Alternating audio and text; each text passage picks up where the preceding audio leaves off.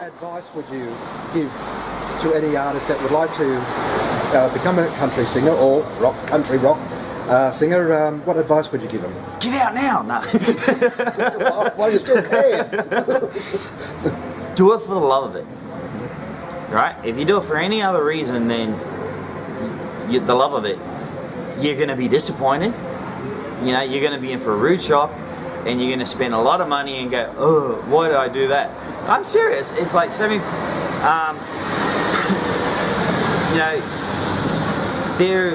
everybody's trying to make a buck.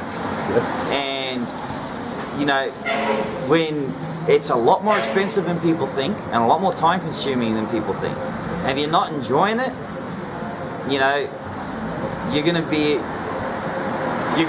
pulling your hair out. You know, it's like, why am I doing this? But also, if you're doing it for the wrong reasons, the fans will know, and they will pick up on it. You know, if you're getting up on stage to go, look at me, how good I am. It's not about people worshiping you.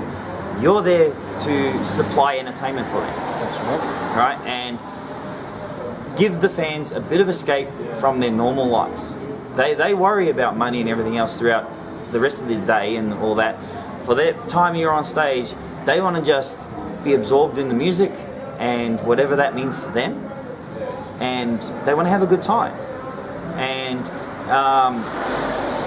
you know, it's not about the person up on stage singing and saying, look how great I am, give me money. No, but there's a lot that are coming up that are thinking that. Exactly. And you know, it's about what are you giving to them. You know, they might be, if they're paying for your time to be there, then give them their money's worth. Give them more than their money's worth. You know, go up on stage and give 110%. You know, and the biggest thing with the up and comers is they think if they're not up with Keith Urban, they're a nobody. And people don't realize there is several stages of fame. You know, don't do it to be famous, but also don't think, oh, if I'm not up here with Keith Urban, then I'm a nobody, and you know, or you know, because that is a real self-esteem killer and a confidence killer.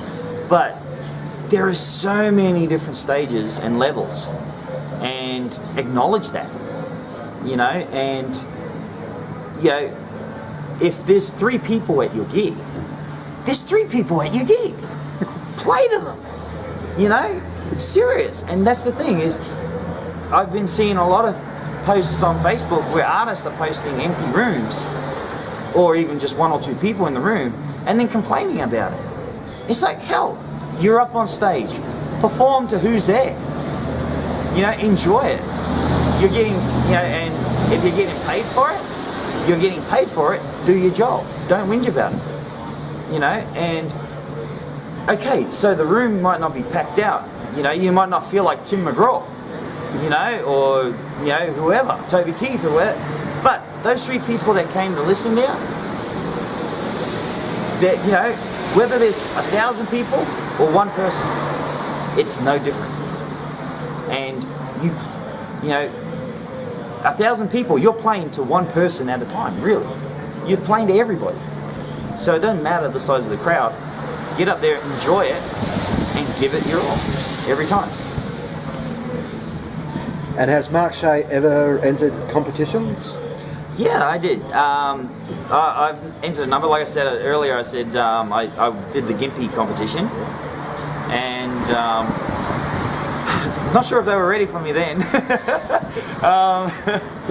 Although we've got a live one here. No, there was one. I did it twice, and the one time, no, I stuffed up, and I was pretty horrible on the day. All right. Because that's what competitions is, you know. And if you do competitions, you got to remember, if you're being judged, it's the judge's opinion, right? It's not a reflection on you. It's just that those particular people like or don't like what you do. You know, you get up and you do your thing. That's all I'd ever do. And the very first competition I won was a karaoke one. Seriously. And you know, of course, karaoke competitions, you got all the people coming in with the big numbers and la la la, you know. and showing off their voice. Well, here comes this 19-year-old coming in with long hair, and I did Wanted Dead or Alive and Take a Long Line. Well, I just got up and did what I did, and I had everybody dancing, everybody enjoying it. I didn't think I was going to win because the board were the judges, the board of the club, and they were all, they would have all been over 60. I thought, oh, well, I've got no hope in winning this, and I was just stunned because they just enjoyed themselves, and that's what it's about. And I've done competitions, I've won, I've lost. That's the way it goes, and you got to take it with fun. And I stopped doing it when.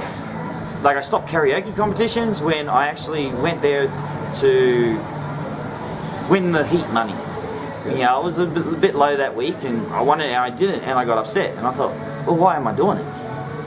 And that was when I quit karaoke competitions. And I did the same thing with normal music competitions when I started getting back into performing. And and I'm in that weird zone, and it's like I'm doing all right for myself. I could be doing better. I'm in that sort of weird zone. But with competitions, I think competitions are supposed to help, those that need help.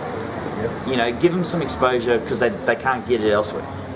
Well, I can play festivals, I can play venues, and all that sort of stuff. And there's people out there that's trying to get somewhere, and so I sort of step back because I'm taking a place, from them, and so that's why I sort of stopped doing that. I did enter Star Maker this year. I didn't make it to the finals, but again, I obviously wasn't what they were looking for. It doesn't bug me, it's just the way it is. All those competitions. They know they got an idea what they're looking for, and if you fill it in, you get it. And but Star Maker's not really a competition because you've got to be in the industry already to enter it. So, but yes, I do I've done competitions, and really I used after I stopped doing karaoke competitions, I'd only go into the competition so I could get an extra song to sing at the night. I never really wanted to win them. So it's sort of like me, to make up the numbers. Yeah. What would be your highest achievement so far? I've had a few. Yep. But I think the one that stands out is Canberra 2011. Yep. When they were holding the awards and it looked like it was going to rain, so we decided to pack up our tent before it rained and got soggy. Well, then we're packing up and all that, and I walk back in and everybody's going, "We're looking for you," and I'm like, "What?" And I said, "You got People's Choice Best Male Performer of the festival." I didn't know, Catherine Britt won the female, and I had won. I was the People's Choice Male Performer of the entire festival. And, they had international acts there as well, as, some great names like Rod Dow sitting there, and the fact that people were taking time to vote for me, because the People's Choice are what means more than me, because it's about the fans, and it lets me know that they're enjoying what I'm doing. And, I've always said, awards really don't mean much to me in that sense. It's nice to be acknowledged, if you can. And I've won awards and that, but when there's people's choices involved, and they're taking time out to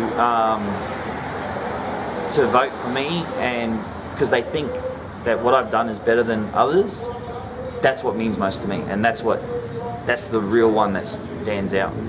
Have you ever entered in the Songwriters Awards in Tamworth?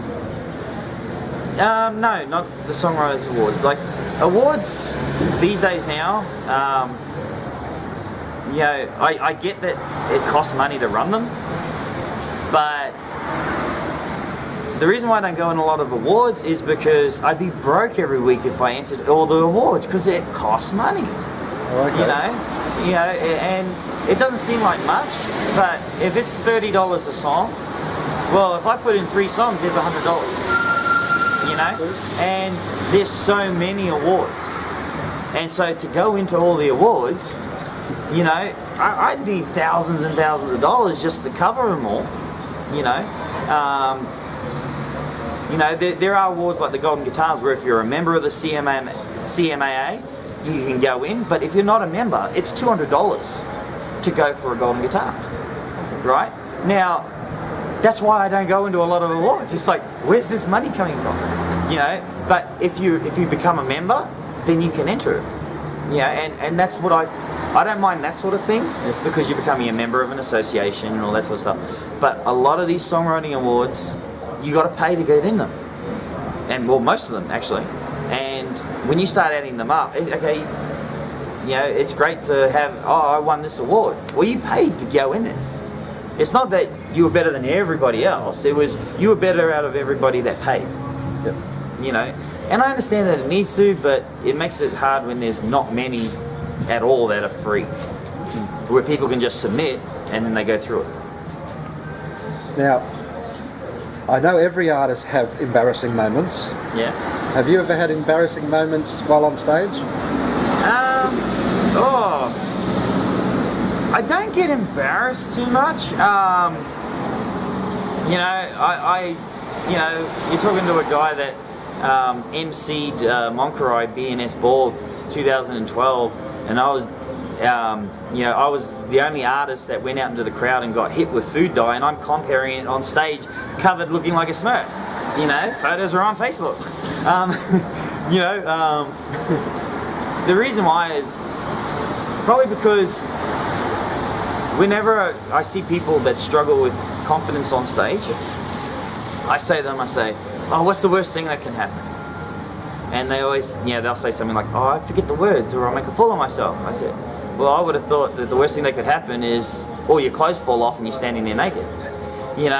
It's like, but the fact is okay, even if the worst that happens on stage, right?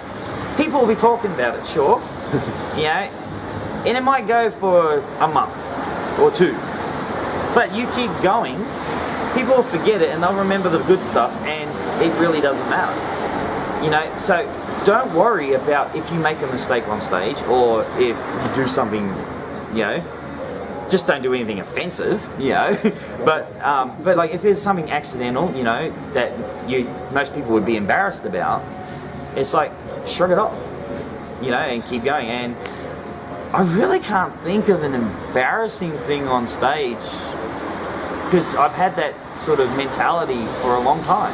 Oh, okay. And for a really long time, and I guess if my clothes fell off, I wouldn't really be too thrilled about it. I don't think the crowd would be either. But yeah, the fact is though, is the next gig is a chance to redeem it, and so I don't get embarrassed that much on stage. It's sort of like, okay, that happened, move on. I'm known for forgetting words and all that sort of stuff. But and that's another thing you were talking about, up and comers. Lose the stands for your music. Learn the words off by heart. If you make a mistake, you make a mistake. Because you're reading it. You're not focusing on the crowd. So what if you make a mistake? I've got up and actually, one of the best mistakes I've ever done was singing. I was doing a solo show, but I was singing to a backing track of Eminem, and it was finishing the second chorus, and I'm like, oh my god, I can't remember the words. What's the first line of the second verse? What's the first line of the second verse? And we're talking rap, blah, blah, blah, blah, blah, and all of a sudden I started rapping about forgetting the words. I got no clue what I said. I cannot remember what I said, but I nailed the timing.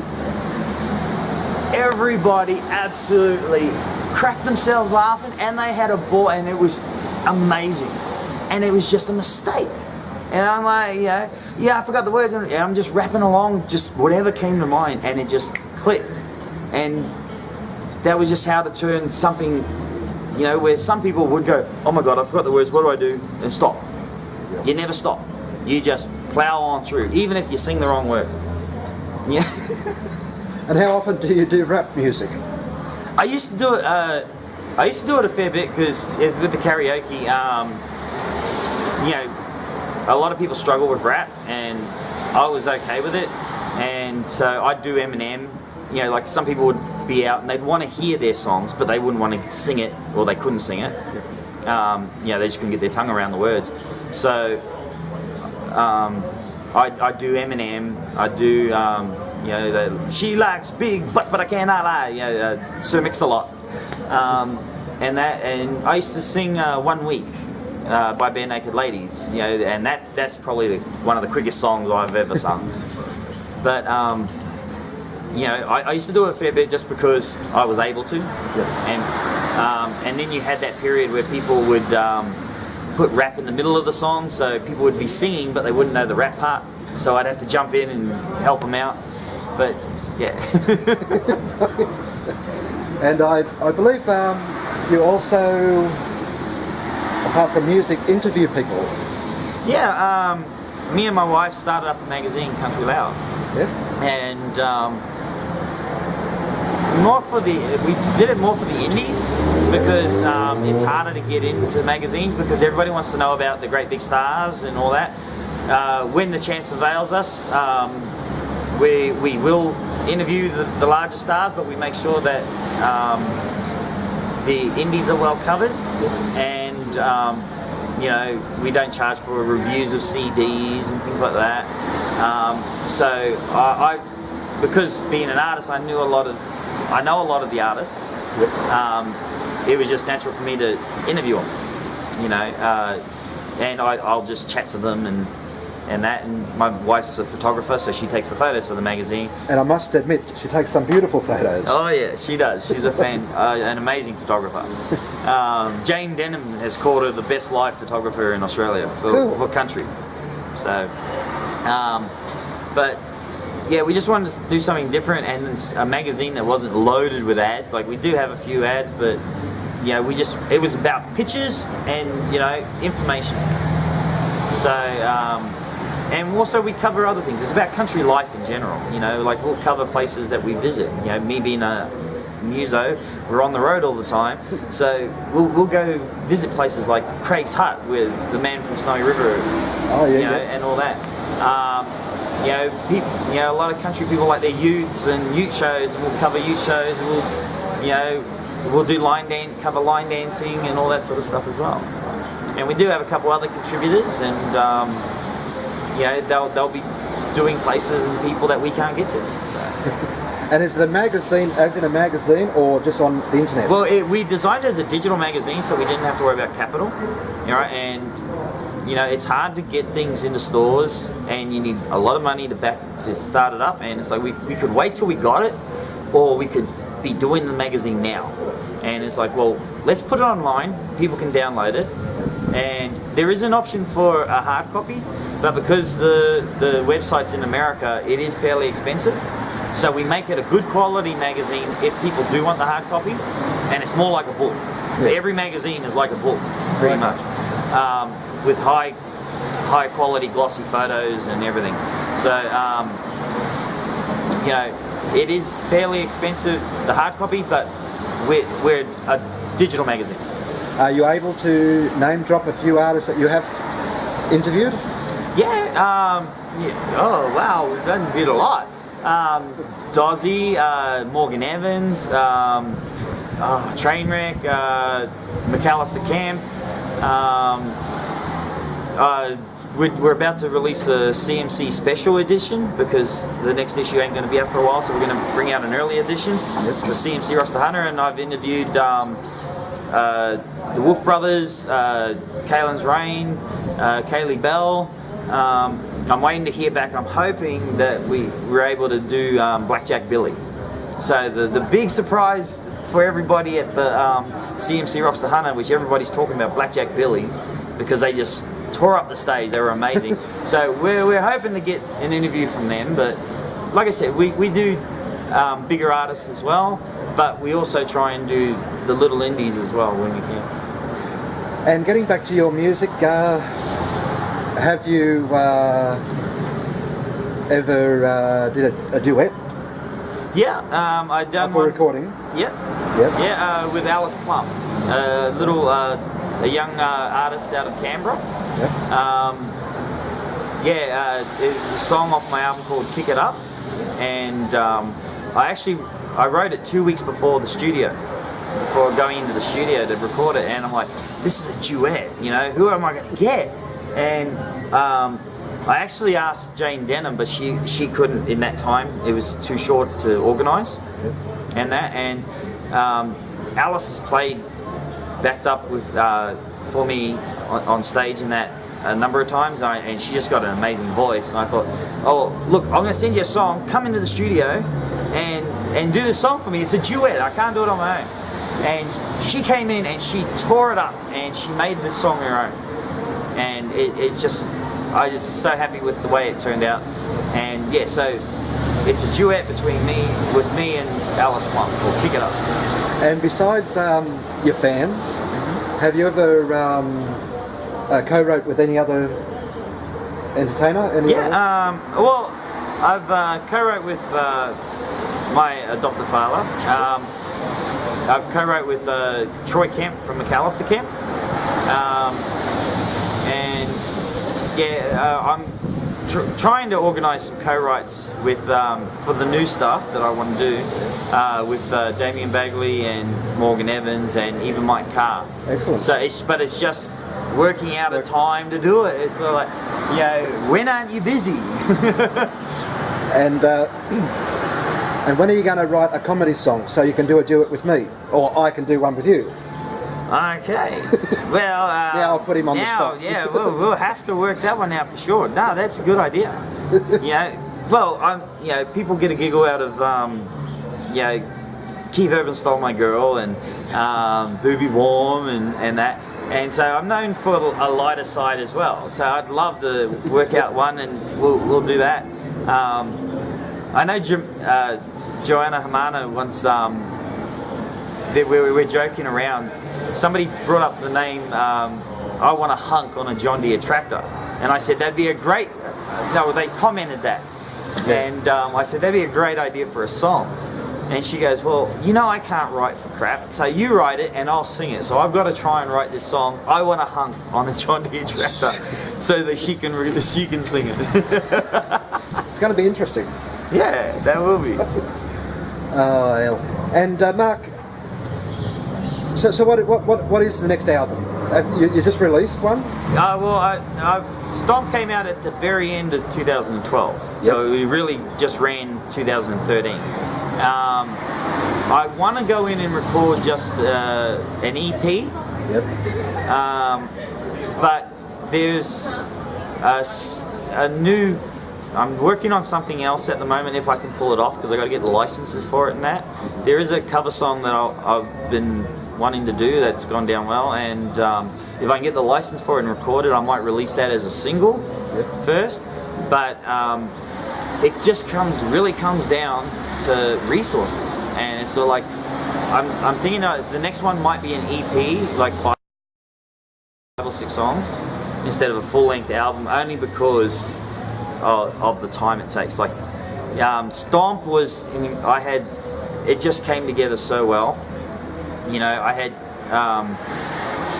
I was able to shrink the recording time. And the amount I spent on that to do, because I didn't have much money, like I could only get 5 days in the studio. And I went up to the engineer at Main Street and I said, I'm going to do an album in 5 days. He goes, yeah, right. He goes, ain't going to happen. I said, look, trust me on this and we'll get it done, because I needed an album. And I said, look, you know, I know, you know, I've been an audio engineer since I was, 13. And so, you know, I've knew some of the tricks I could get away with. Yep. And I went up to him and I said, look, you know, just follow my lead and we'll do this. And it was really rushed to get it done, but we got it done and we did a really good job with it. But the next one, I want to get it better. Oh, okay. Like I said, I've scrapped all the songs that I had, and I'm organising it, and I want to get a certain type of sound and a certain quality to it. And probably look at the same amount of time in the studio as I did for Stomp, or even more, for less songs. Oh, okay. But that takes money, and it takes time and resources. So that's where I'm thinking of working out. I might be, if I can arrange this single thing, I might do that just so that they've got my fans have something new to have a listen to, and it'll be a bit different, and it should be good. But I'm working on doing it, but I need the songs first before I can go in the studio for a new original cut. Now, those of people out there that may be listening that don't know who the hell you are, where would they be able to contact you to listen to your stuff? Well, all they got to do is Google me, and I'll pop up. Mark Shay in the search engine. I'll come up everywhere. But I've got a fantastic website from Martin Mills Photography and Design. They've done a fantastic website for me at markshaymusic.com. I'm on Facebook. I'm kind of on Twitter. I'm still trying to work out Google Plus, but I'm everywhere else. Like if you YouTube, of course, Mark Shay Music, and they can see all my music videos and more. So I'm pretty easy and pretty accessible online. Thank you, Mark, for your time here in beautiful Cessnock. Thank you so much for having me. And we'll hope to catch up with you somewhere along the line. For sure. Excellent. Okay, thanks.